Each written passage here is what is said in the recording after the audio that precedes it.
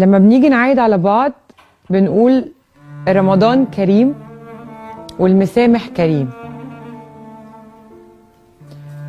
ولما قعدت وقفت عند الجملة بتاعت المسامح كريم، المسامح فعلا كريم.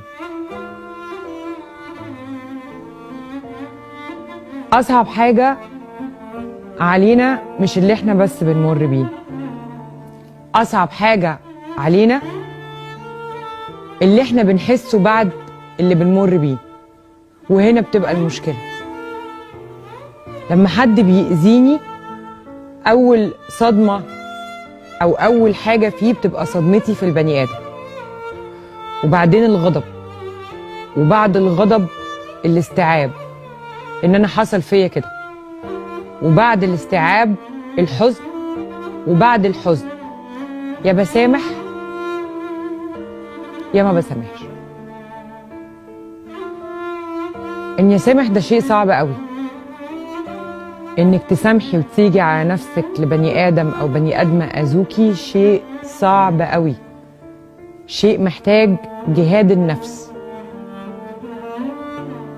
لكن لو أنا ما سامحتش هفضل ماشية بتقل وطوب وحمل على ظهري طول حياتي. وساعات كتير قوي لما ما بسامحش عدم المسامحة دي بتقلب حقد وغل وكره، والكره ده مش بس بيبقى تقل هنا، بيبقى كمان حمل على ده، حمل على القلب. في شهر رمضان الكريم، وكل سنة وانتوا طيبين يا حبايبي، العبادة مهمة جدا، تضرع إلى الله سبحانه وتعالى، ليكي دعوة كل يوم مستجابة كما يقال، وتقدري تشتغلي على نفسك إنك تسامحي كل الناس اللي أذتك.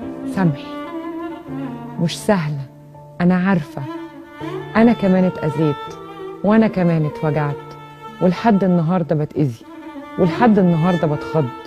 مش عشان أنا رضوى الشربيني يعني محدش بيضحك عليا أو مش بيأذيني أو مش بيوجعني، لا، أنا كمان بتوجع وأنا كمان بتأذي.